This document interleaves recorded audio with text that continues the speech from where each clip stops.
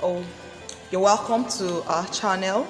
Good afternoon, good evening, good morning, depending on where you're watching from and at the time you are watching. I'm glad to have you back here on this channel. I want to believe you watched our last video and you got a lot of things from that.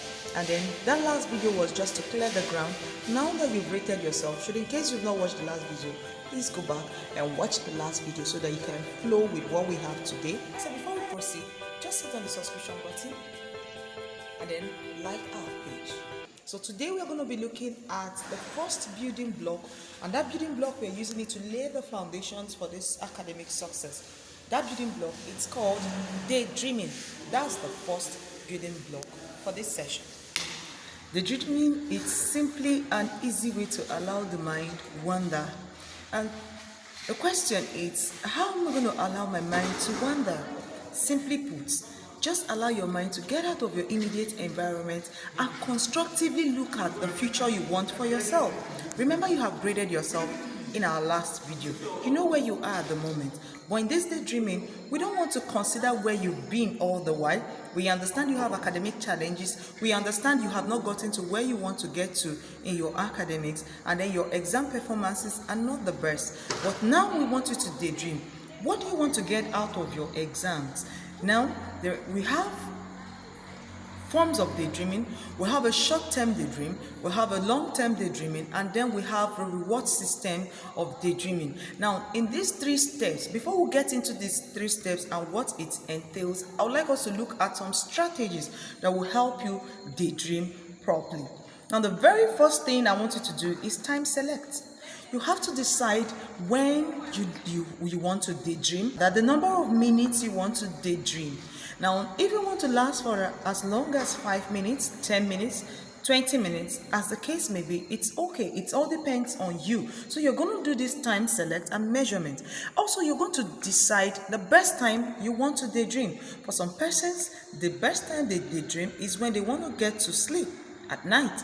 For others, they get up in the middle of the night and they daydream. And then for others, they do that very early in the morning, early hours of the morning.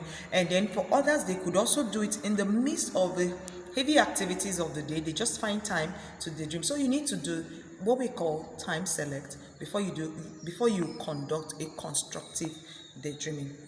Another thing I want you to do when you want to daydream is to get out of your immediate environment. Yes, I understand. I'm not talking about working out physically from your environment, but I'm talking about what are those challenges around you. Go beyond those challenges. Look at the future you want for yourself. Albert Einstein came up with the theory of relativity. It wasn't like he planned it. Within very few minutes that his mind wandered away, he came up with that theory of relativity. So you can also come up with a lot of things within the short time of daydreaming. You need to see yourself in that future you desire to get to. So just get yourself out of your immediate environment. If you can't get out physically, please remain there, but let your mind get out of the immediate environment and look at the future you want for yourself. Now, the next strategy you have to imbibe when you want to daydream is to think solution. Now, some persons, when the only thing that comes to their mind is the problem. You think about the problem, you think about how you have failed this particular course, you think about how you cannot pass this particular course, how mathematics is very difficult, how you can't get statistics right, and all the rest of them. You keep dealing and dwelling on the problems. No, in daydreaming, you have to look at the solutions. The solutions to my mathematics problem. What do I need to do to get my mathematics problem right? So once you get that, you are on your way to exam success. You're on your way to pass that examination very well. Now, the next strategy I want you to also look at as you get into daydreaming properly, which you will still do the exercise, is learn to go less on technology. Yes, go less on technology when you want to daydream. Also go less on technology when you want to conduct real study. What do I mean by going less on technology? Your phone, your camera, your laptops, and all the rest of them. Many times when you're preparing for an examination, you don't really read with a laptop. You read with hard copy. So why not step down on those technology devices? Okay, let's take for instance your phone. I once saw a young person She was preparing for her JAMB exam. She was done with WIAC, and then I noticed that she was reading for biology with her phone. When I tried to inquire why she was doing that, she said she had no textbook, and I asked what happened to the textbook she used for her senior secondary in secondary school. She said she gave it out. On the very day they graduated, she gave it out as a gift to her daughter in school. I felt very bad, and I said, see, you cannot go anywhere. You can't do well in JAM reading with your phone. Help if you have other books like hard copy books, please use them instead of the phone, because while you're reading with your phone, you notice that a lot of notifications step in. This one will ring, this one will ring, the other one will come in. You have from YouTube coming in, Instagram is saying its own, Facebook is also giving you its own, and everything coming up at the same time. I mean, you find out that you get distracted. Within that little time that you have to daydream, please don't allow yourself to get distracted. Okay, now the next strategy I want you to imbibe is to have a vision of what you want. So I want you to behold those things, the results that you want to get, behold those things in the picture of your mind. Don't just allow it to just, okay, I want to get there. No, when you can daydream, fine, you can. Then I want you to look at the picture, see the picture in your mind of how you become the best graduating student, or how you become the best student in your department, in your faculty, in your school, in your secondary school, in your class, and all the rest of them. Just have a vision, envision those things in the picture of your mind. And once you have done that, we move to the next. The next strategy I want you to also look at is to write down whatever you have envisioned. Anything that it's not written, most often than not, you are going to forget some of them. That's what I want you to do. Write them down, pen them on a paper, and get them stable. You could also put it on the wall of your house, and all the rest of them, just get them down. Now, the last thing I want you to do once you've done that, once you have spelt your daydreams down, is please share. But don't share with anybody. Share with people that believe in you. Share with your parents. Share with your guardian. Share with people that trust the fact that you can become who you are supposed to be, irrespective of what is happening around you at the moment. Share with them. You know why you need to share with them? One is that they will encourage you. Two is that even if they decide not to encourage you and not to believe in your story, when your story begins to materialize, they will understand the fact that something has actually happened to you, and that's in a positive direction. So, having given you the strategies that will help you to daydream, I want us to have a break. And when we come back, I'm going to give you the exercises to do on your long, short, and reward daydream. Remember to subscribe on our channel, and then also like our page. So, welcome back. Now we are about to conduct the exercise of your long-term, short-term, and then your reward exercise of daydreaming. Now let's look at the daydreaming exercise that you have to do. Remember, I told us that you must have a book where you run the exercises we'll be giving you in this series.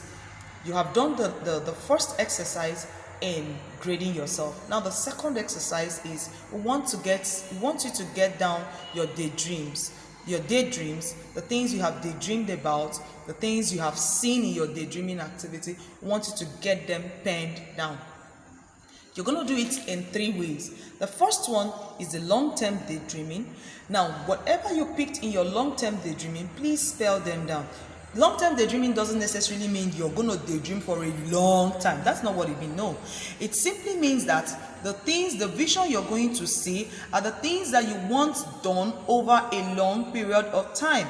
Let's take, for instance, you are in 100 level as a university student, or you're in a polytechnic, you're in your ND1, whatever level you are in, and then you daydreamed about the kind of results you want to graduate from the school with. Do you want to get out of the school with first class? You want to be the best graduating student in your department, in your faculty, or in the university? Please get those things written down. That's your long-term daydreaming results. Are you there? So, once you've done your long-term, we want you to also do that of your short-term. You know what?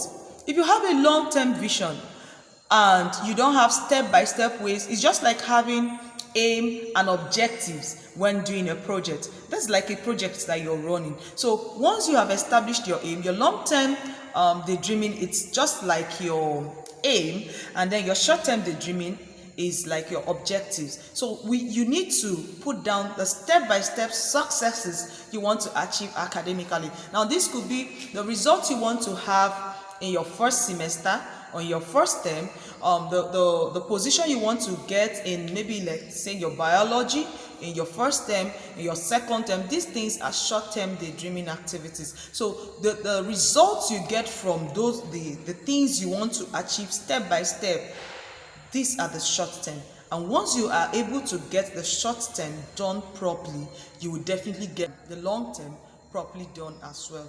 Now when you have established your short-term daydreaming goals and vision written down, and then you have done same for your short term, the next thing you're going to do is your reward. The reward system. You know what? When you become the best graduating student, you can imagine what will happen on the convocation day. I want you to smile. Now, I can just see myself being the best graduating student in my faculty, and on the graduation day, everybody is calling my name. After taking one gift, the next thing your name rings, and your name keep ringing like a bell. You keep receiving a lot of awards. That's your reward system. Now, maybe you're still in secondary school, your first term exam. Assuming you take the first position in your class, what do you think will happen? Obviously, your parents will be very happy with you, your guardian, all of them, they will be very happy with you. So now get this reward system written down. Write them down, go for your long-term daydreaming activity and then the short-term one, because the reward for the two are not the same. Obviously, the reward for the long-term one is going to be greater, but let's start with the reward for the short-term daydreaming. So get these three things written down. I repeat, your long-term daydreaming vision, your short-term daydreaming vision, and then the third one is the reward of all the visions you have gotten from your daydreams. And once you have done that, we are ready to move to the second building block. Thank you, and bye-bye for now. Remember to subscribe to our channel and then like our page.